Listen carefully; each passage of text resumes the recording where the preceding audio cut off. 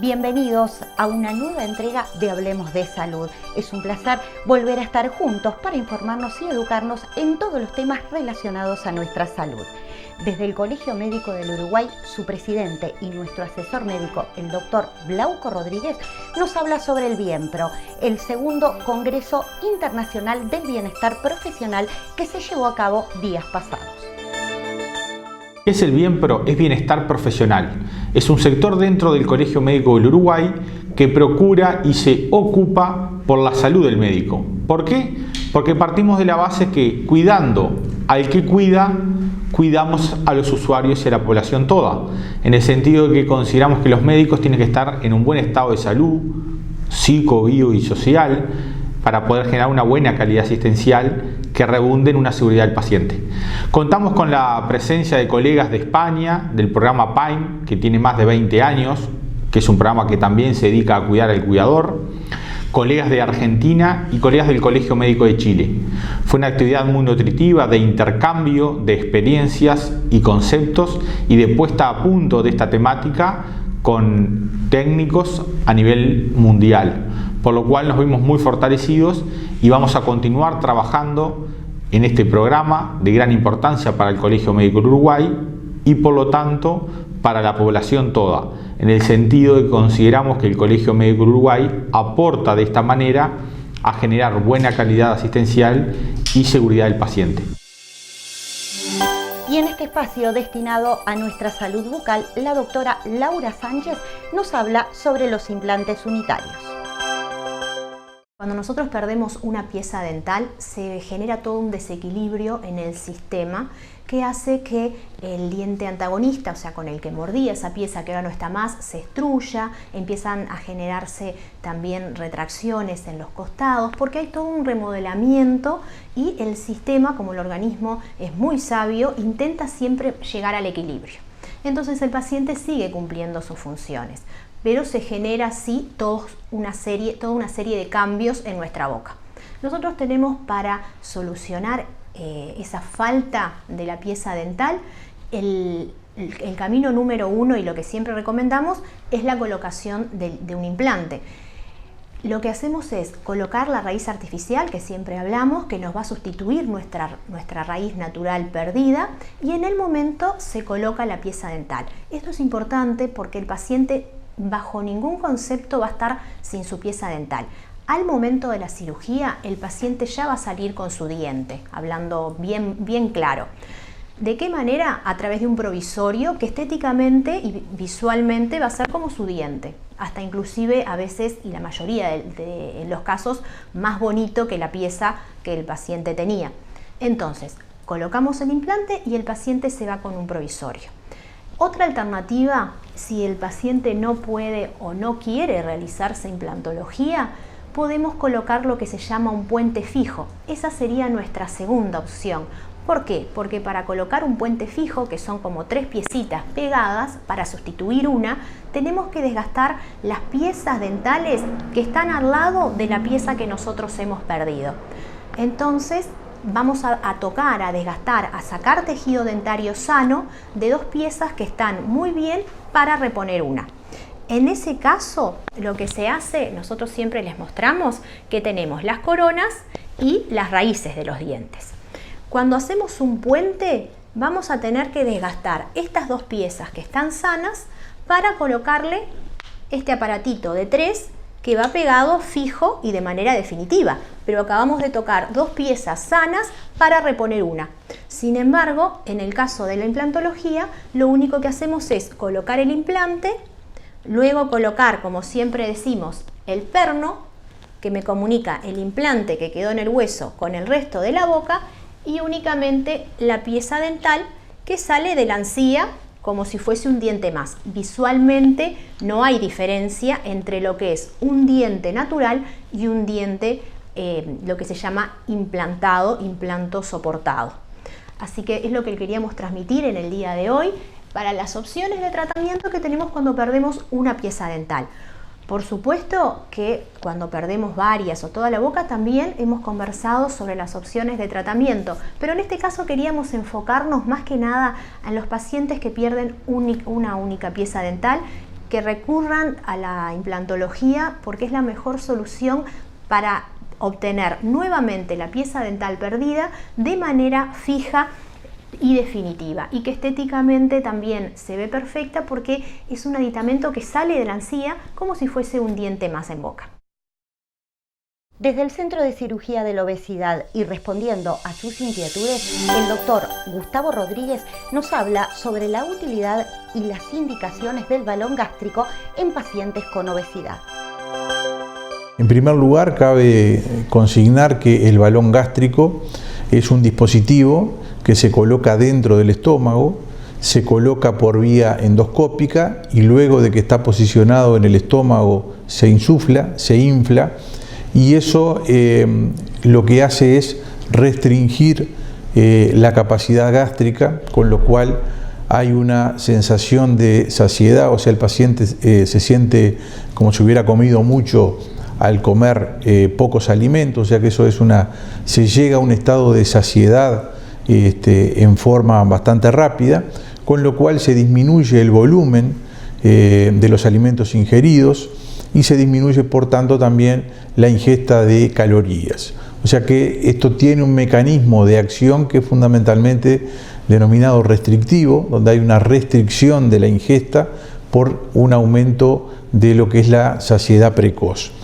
Ese dispositivo, en lo que es el manejo actual de los pacientes con esa obesidad severa, obesidad de enfermedad, obesidad mórbida, está restringido solamente para pacientes que luego van a ser sometidos a una intervención bariátrica. ¿Por qué?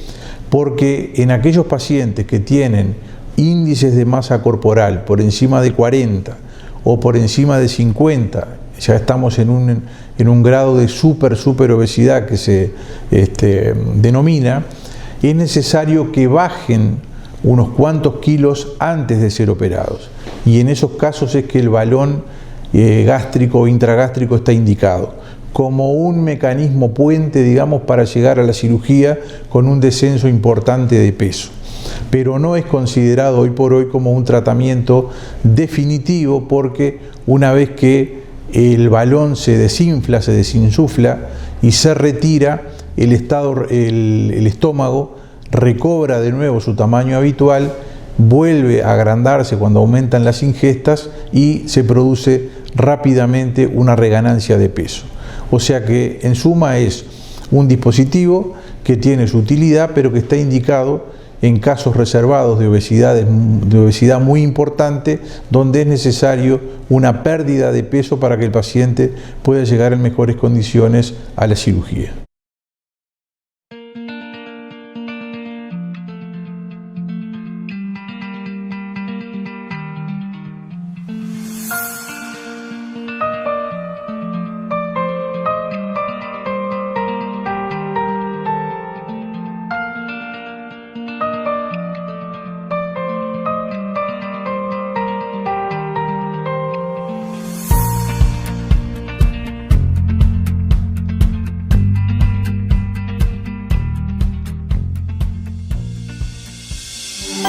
La atención personalizada en el varón en medicina reproductiva es el tema que ha seleccionado para abordar hoy la doctora Rita Bernot. En cuanto a prevención, es muy importante la parte ocupacional. Hay ocupaciones en el varón que pueden afectar su fertilidad y generalmente no es conocida. Una de esas ocupaciones es la informática. No porque la pobre computadora tenga culpa de esta situación, sino es el hábito de trabajo del hombre, en el cual muchas veces están digitando 6-8 horas diarias, llegan a la casa, se sientan y se ponen la laptop arriba de las piernas. Eso aumenta la temperatura testicular. A ver, los testículos están afuera del organismo por un problema de temperatura. Tienen que tener entre 2 y 3 grados por debajo de la temperatura del cuerpo. Todo lo que aumenta esa temperatura va y se mantenga con el tiempo, va a bajar la calidad de los espermatozoides y por lo tanto va a afectar su fertilidad. Desde el punto de vista ocupacional lo vemos en gente que trabaja en parrilla, que trabajan en hornos, en panaderías, por ejemplo, y también el tema de la informática. Cuando el hombre estudia informática no se le informa de esta situación. Entonces es importante que recuerden no usar ropa interior sintética para trabajos de tanta duración. Por ejemplo, los choferes de larga distancia, es preferible que usen ropa interior de algodón y no usen vaqueros para trabajar, porque todo eso aumenta la temperatura y es un aumento mantenido durante horas y durante días. Así que tengamos en cuenta que cuando se estudia la parte de informática es importante que el hombre sepa cómo poder prevenir eso, tanto con la ropa que use como, por ejemplo, el levantarse periódicamente y hacer unas medidas higiénicas que van simplemente a mejorar la temperatura local y disminuir el riesgo de problemas futuros de fertilidad. En Coóptica contamos con un técnico óptico, lo que nos proporciona es la seguridad de que esa receta esté bien, por un tema de calidad visual, pero lo que siempre recomendamos es que puedan visitar un técnico óptico o un oftalmólogo. El oftalmólogo que nos ayuda es a brindar el servicio de poder tener un lente de calidad, más allá que nosotros contamos con el técnico óptico y después chequeamos esa receta, pero sí o sí es importantísimo que puedan cuidar su salud visual visitando un oftalmólogo. También lo que incentivamos es a la donación. Esa donación de la que te acabo de nombrar, lo que utilizamos es poder brindar a las pasividades que tienen un ingreso menos de 12.000, poder darles armazones restaurados sin ningún tipo de costo. Esto lo que ayuda es a poder brindar un servicio de calidad, que puedan tener un lente, que puedan acceder a un lente de calidad restaurado por nosotros. Cuando usted ingresa a Círculo Láser, ingresa al primer sanatorio de ojos de Uruguay, un centro de referencia en oftalmología para Latinoamérica. Nos vemos en Círculo Láser.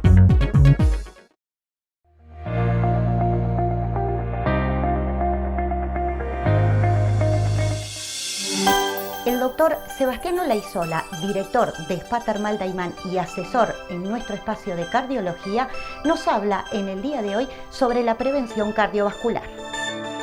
Aquellas características que si están presentes en una persona favorecen el desarrollo de enfermedades cardiovasculares. Al decir enfermedades cardiovasculares decimos principalmente enfermedades cardíacas, pero también vasculares a nivel de todo el cuerpo, ya sea cerebro, corazón obviamente, riñones y las piernas. Los factores de riesgo cardiovasculares son aquellas características que aumentan la posibilidad de tener en el futuro enfermedad cardíaca o vascular. Estos son los factores de riesgo mayores, son el fumar, el ser diabético, el ser hipertenso y el tener colesterol malo, llamado LDL, aumentado y sin controlarse. ¿Por qué hay que identificar si una persona es hipertensa o si es diabética o si tiene colesterol alto? Porque si podemos tratarlos y controlar estos factores de riesgo, porque la diabetes ya sabemos que no se cura, pero sí se controla tratándola en forma adecuada, bajando el riesgo cardiovascular a futuro de esta persona. Si tiene colesterol alto, hacer cosas y aconsejar tratamientos para controlar el colesterol, llevarlo a límites normales para que ese paciente no tenga riesgo elevado respecto a una persona que no tiene colesterol alto. Si es hipertenso, hacer dieta con poca sal, hacer ejercicio o tomar remedios para controlar la presión arterial. De esa manera bajamos el riesgo cardiovascular. El otro tema que es un factor de riesgo mayor es el fumar, el hábito del tabaco, que hoy gracias a las leyes que hay en el país ha disminuido notablemente el consumo de tabaco, disminuyendo el riesgo cardiovascular, que eso está demostrado. Pero no es fácil que las personas que hace 30 años fuman dejen de fumar. Por eso hay policlínicas de antitabaco para disminuir el consumo de tabaco y eliminarlo para así disminuir el riesgo cardiovascular. Después nosotros tenemos los factores de riesgo cardiovasculares que son modificables, como estos que hablamos, y los no modificables. Los no modificables son la herencia que tenemos, el ser hombre y tener mayor de 45 años ya estamos en desventaja respecto a las mujeres que tienen menos riesgo que nosotros.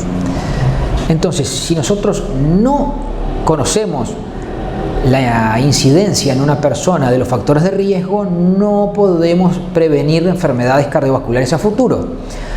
Esto es un negocio para el paciente a largo plazo de estar bien y seguir estando sano. Para eso les aconsejamos que consulte con su médico, especialmente con su cardiólogo, para realizar una adecuada prevención cardiovascular primaria.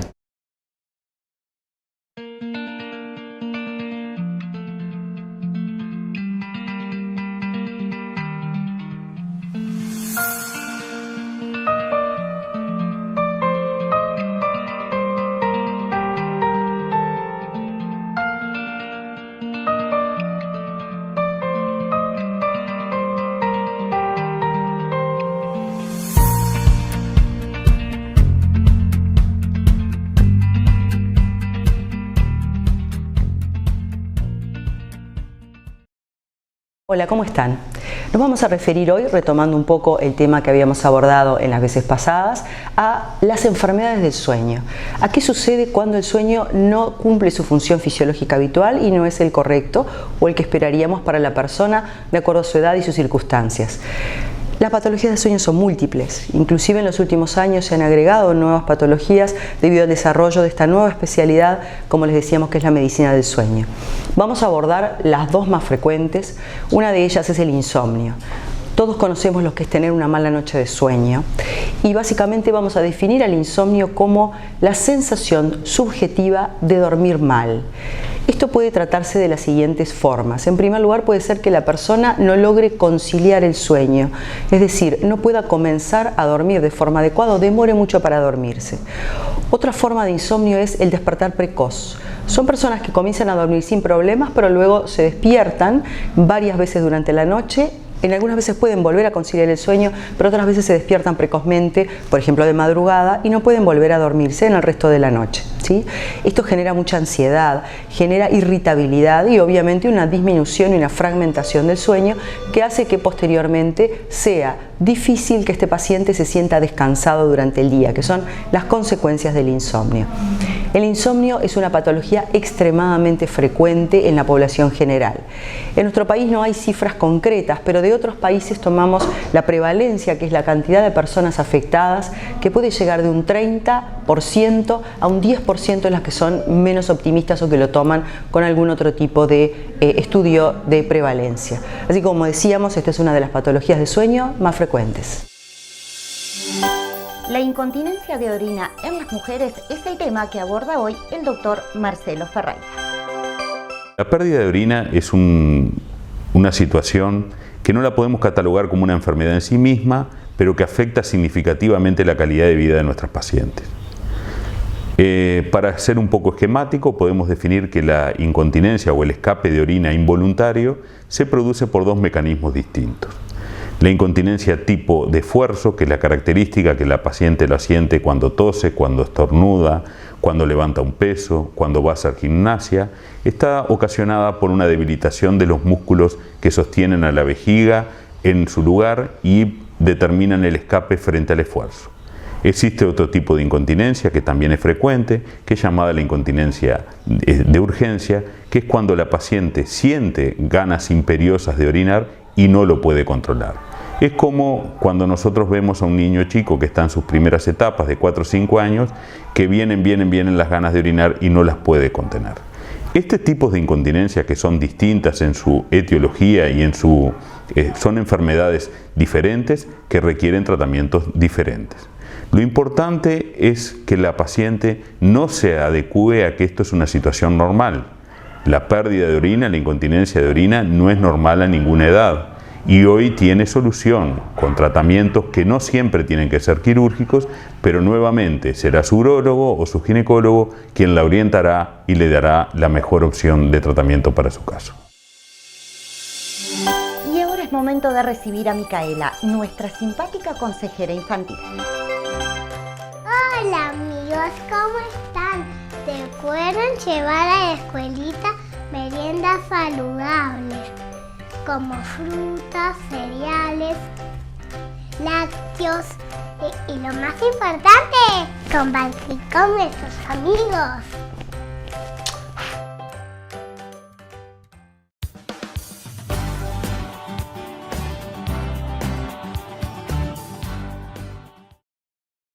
Una de las patologías que más consulta la gente es sobre las contracturas. En el 0800-9993 recibimos de forma bastante frecuente esta interrogante sobre una patología que se da a nivel de muchísimas edades. La gente joven tiene contracturas y se da también la gente un poco mayor, bastante relacionada con los niveles de estrés y en muchos casos también con patologías más relacionadas con las artrosis que se da a nivel cervical.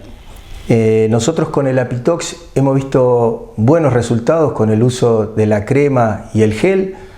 Son medicamentos que lo que hacen es vasodilatar la zona y mejorar mucho la circulación sanguínea, porque de hecho un músculo que está contracturado en realidad lo que no tiene es circulación.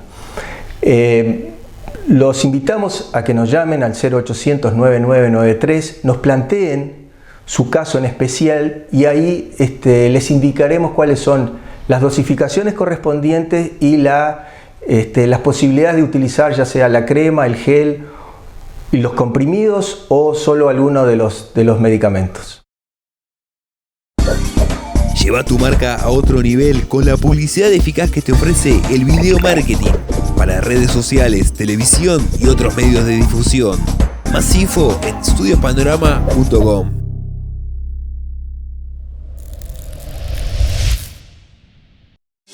Los beneficios de la colocación de hilos tensores en rostro es otro de los temas que ustedes han solicitado para que aborde la doctora Gabriela Novelo. Centrándonos entonces en estos hilos, ¿cuáles son los beneficios a nivel facial? Es la de lograr una reposición de la ceja, permite también atenuar el surco nasogeniano, permite además dar volumen a los pómulos, así como también al mentón, y eliminar las arrugas peribucales y reposicionar lo que sería la mejilla.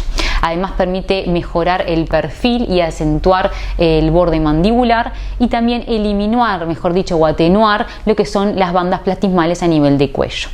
¿Cuál es el número de hilos tensores que se puede colocar? Bueno, cuanto más número, o sea, cuanto más cantidad de hilos tensores se colocan, más resultado y más tiempo va a durar el efecto. Se aconseja aproximadamente 5 hilos por área. Por ejemplo, 5 hilos a nivel de la mejilla para mejorar el surco nasogeniano, 5 hilos para mejorar la región periorbicular, para mejorar la posición de la ceja y atenuar discretamente las patas de gallo. ¿Sí? Cuando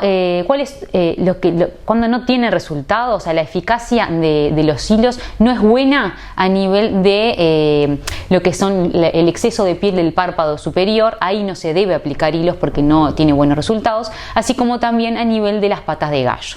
Entonces, ¿dónde se debe aplicar el hilo de polidoxanona? Se debe aplicar para reposicionar la cola de ceja, para reposicionar el surco nasogeniano, para reposicionar las partes blandas de la mejilla que han caído, así como también mejorar el borde mandibular y mejorar o rejuvenecer el cuello. En estos sectores en donde se ve y se evidencia un buen resultado de rejuvenecimiento y de reposición de las partes blandas. En este espacio de salud auditiva, la doctora Fernanda Chinazo nos habla sobre cómo proteger nuestros oídos y también sobre la ley que favorece el cuidado de nuestra salud auditiva. Hoy día, por suerte, tenemos una ley que por medio del Banco de Seguros del Estado, que todo lugar donde se trabaje con un nivel de decibeles mayores a 80-85 decibeles, tienen que hacerse estudios auditivos a todo el personal que trabaja ahí. ¿Por qué? Porque es un mecanismo o es un medio para ir controlando cómo influye el ruido en los oídos de las personas. Entonces, por ley tienen que tener auriculares adecuados a cada uno de los lugares o zonas donde uno trabaja. Por eso es que hacemos un mapeo del lugar, porque no en todas las zonas o lugares donde se trabaja están la misma intensidad de sonidos.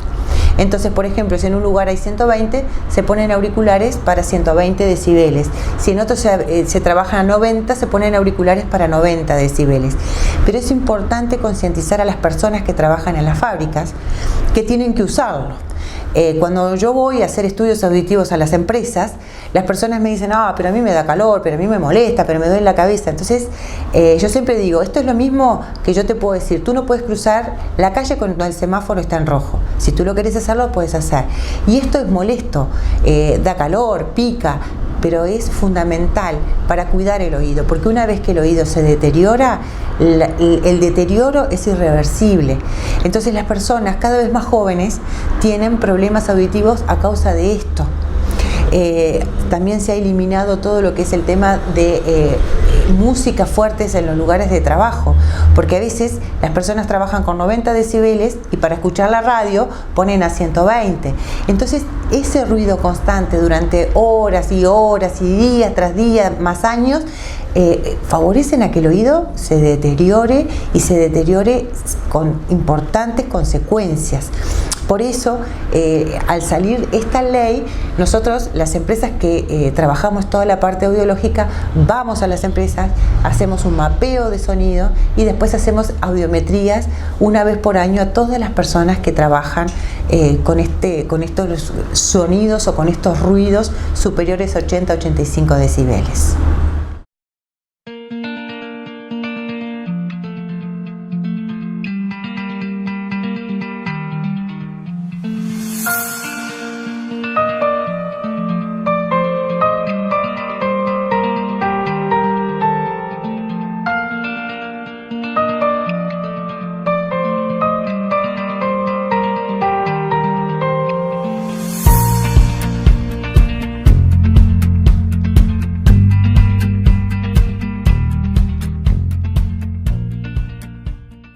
En SEMER nosotros recomendamos la medicina regenerativa en rodilla y especialmente este tipo de patología en articulación de rodilla porque es una patología muy frecuente que produce mucha dificultad y mucha disfuncionalidad en el paciente, ausentismo laboral, dolor, impotencia funcional.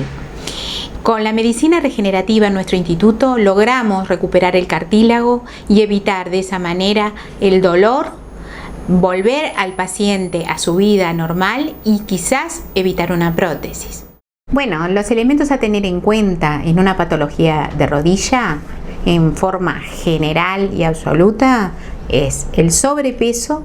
Recordemos, y siempre lo recalco eso, 1 kilo que nosotros adelgacemos son 7 kilos menos para la rodilla, y el factor genético. Es decir, si nosotros tenemos un paciente que hoy nos consulta con 50 años y una patología degenerativa muy importante en rodilla, con mucho sufrimiento articular, vamos a tratar de que ese hijo de esa persona, que va a tener en torno de los 30 años, hacemos un escaneo precoz y ahí vamos a tener esa gratificación de que ese paciente, cuando tenga la edad de su papá, no tenga ese sufrimiento.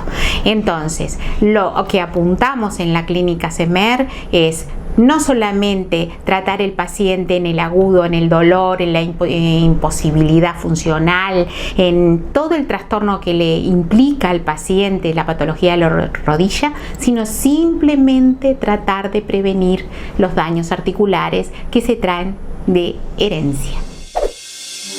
En este espacio de sexología clínica, el doctor Antonio Balati nos habla sobre la curvatura peniana adquirida o enfermedad de Peyronie. Es una patología que es poco frecuente, pero se ve muchas veces y muchos pacientes la padecen y muchas veces no saben a dónde recurrir. ¿Qué es la enfermedad de Peyronie o la curvatura peniana adquirida? Se desconoce la causa de origen. Hay varias hipótesis al respecto. La más aceptada es los microtraumatismos reiterados, o muchas veces sí lo que genera la misma es cuando hay un traumatismo severo o una fractura o semifractura de pene que se produce en las albuginia, en la túnica que recubre los cuerpos cavernosos. Existe una cicatrización exagerada y cuando todo el mecanismo eréctil en el acto sexual se distiende, donde se produce la lesión fibrótica, no lo hace y produce la curvatura hacia el lado de la placa. Los tratamientos que se emplean actualmente, como no se conoce la causa, tampoco son efectivos. Se ha utilizado diferentes tratamientos con vitamina E, con pentoxifilina, con colchicina, los cuales los resultados no son buenos. Nosotros contamos con el único equipo en el país de ondas de choque, un aparato que era utilizado para en la litotricia, para romper los cálculos renales, que está aprobado por la FDA y la Sociedad Europea de Urología como un tratamiento eficaz para la enfermedad de Peyronie. Es fundamental detener el avance de la enfermedad, lo cual nosotros logramos resultados en este aspecto muy importantes, con más del 80% de buenos resultados en detener el avance de la enfermedad.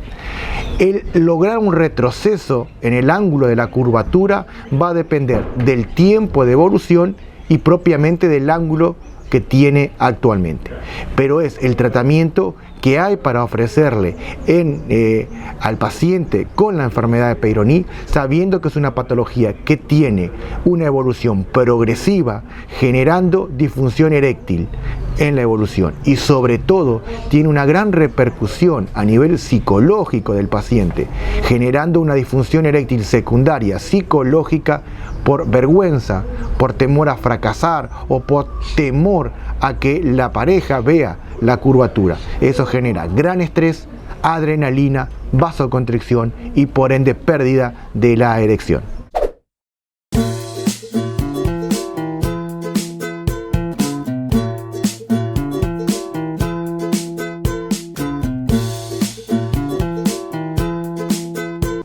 Hoy les voy a hablar de los nutricosméticos, que son productos alimenticios que contienen nutrientes concentrados provenientes de origen natural, ya sea vegetal o animal, y bueno, que asociados, combinados con una alimentación saludable, pueden generar beneficios en el organismo. Por supuesto, siempre consultando a su médico tratante, pero pueden ser utilizados en personas con enfermedades como artritis, osteoporosis y también enfermedades de la piel. Muchas veces en el estilo de vida actual no logramos alcanzar a través de la alimentación las cantidades suficientes de ciertos nutrientes. Nos pueden estar faltando vitaminas, algunos minerales, antioxidantes, proteínas. Es por eso que recurrir a suplementos nutricionales puede ayudar a brindarle al organismo todos los nutrientes que necesita para sus funciones. Por supuesto que nosotros recomendamos suplementos que provengan de ingredientes naturales y bueno, siempre consultando antes con su médico tratante. Y hasta aquí nuestra entrega por el día de hoy. Nos volvemos a reencontrar el viernes a las 21 horas en nuestra edición central de A+B o el próximo sábado a las 9 horas en la pantalla de Canal 10. Recuerde, su salud es lo más importante. Su cita es aquí, todas las semanas a través de la pantalla de su canal.